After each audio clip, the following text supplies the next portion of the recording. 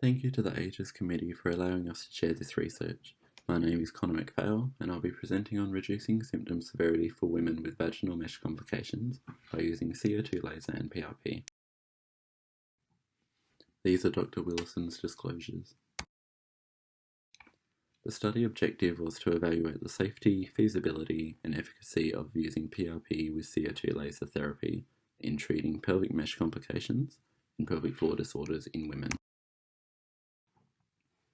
The fractional CO2 laser uses microtrauma and heat to stimulate collagen synthesis and facilitate rapid tissue healing. Platelet Rich Plasma, PRP, creates a biological scaffold, starting from a fibrin network and stimulating tissue remodeling. PRP also has the added benefit of reducing the healing time by 50%. PRP and laser have been shown to have synergistic effects, with the microtrauma, tissue rehydration, and tissue stimulation all working together to enhance repair. This study was designed as a prospective cohort study conducted between 2013 and 2020.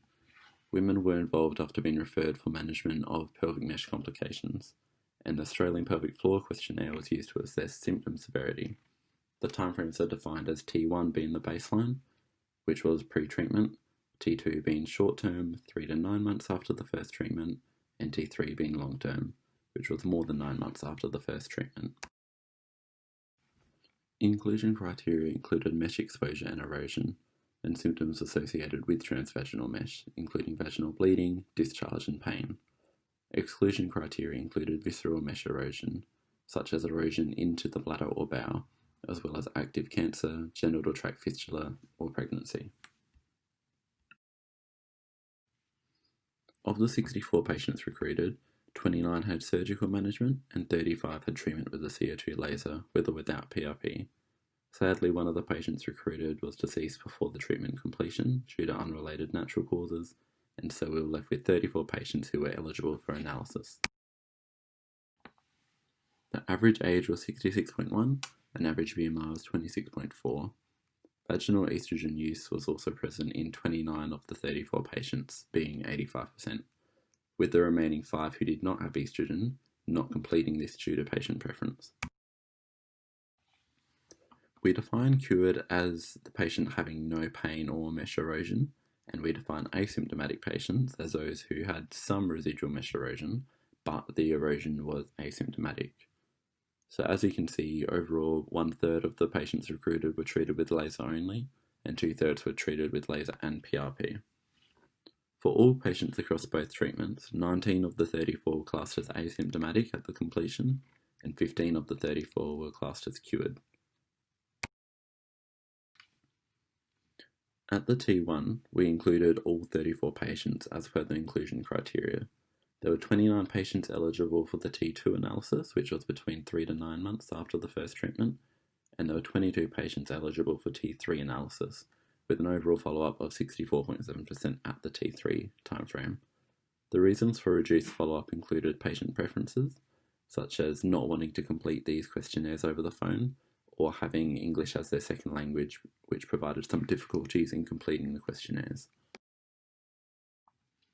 At the short-term timeframe, there were statistically significant improvements found in dyspareunia, POPQ staging, and severity of atrophic vaginitis.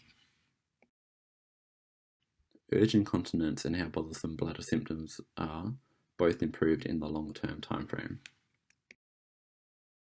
Bowel tenesmus and how bothersome bowel symptoms are also improved in the long-term timeframe.